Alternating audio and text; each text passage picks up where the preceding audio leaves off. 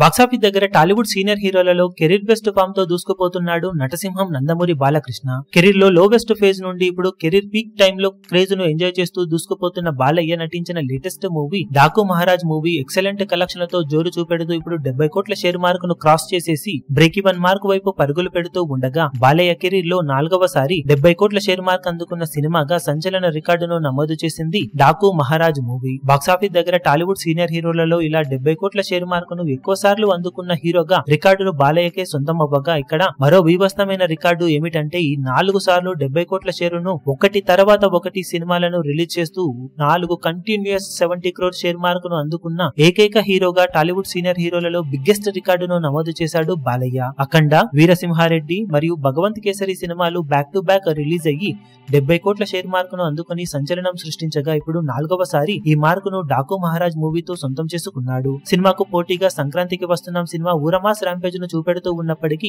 Audience కి second best option గా నిలిచిన Daaku Maharaj movie long run లో స్టడీగా కలెక్షన్లను జోడించి బాలయ్య కెరీర్ లో బిగ్గెస్ట్ కలెక్షన్ రికార్డులను నమోదు చేసే అవకాశం ఎంతైనా ఉంది.